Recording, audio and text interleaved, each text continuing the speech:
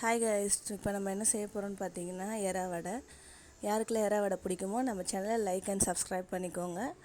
ஒரு பிளேட்டில் கொஞ்சம் புதினா, கொஞ்சம் கொத்தமல்லி, ஒரு 10 தேங்காய் அரைச்சி சேர்த்துக்கோங்க. ஒரு கிராம்பு, ஒரு சின்ன பட்டை, ஒரு பச்சை மிளகா, 5-6 பல் பூண்டு, உடச்சக்கலையே நல்லா நைஸாக பவுட்ரு பண்ணி வச்சுக்கோங்க. ஃபஸ்ட்டு நம்ம கடாயை வச்சுட்டு கொஞ்சம் எறாவை நல்லா ஃப்ரை பண்ணிக்கலாம். இப்போ நம்ம எடுத்து வச்சுருக்க பொருளெல்லாம் அதில் ஆட் பண்ணி அதையே வதக்கிக்கலாம். 1/2 ஸ்பூன் மஞ்சத்தூள், காஞ்ச மிளகாய் தூள், இதையும் போட்டு நல்லா வதக்கிக்கலாம்.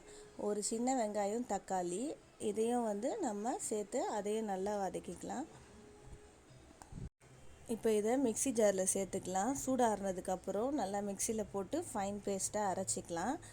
நம்ம ஆல்ரெடி பவுட்ரு பண்ணி வச்சுருக்கிற உடச்சக்கல்லை பவுட்ரை அதில் ஆட் பண்ணி அதையும் நல்லா அடிச்சிக்கலாம். இப்போ திக்கான கன்சிஸ்டன்சி வரப்போ நம்ம ஒரு பவுலுக்கு ட்ரான்ஸ்ஃபர் பண்ணிக்கலாம்.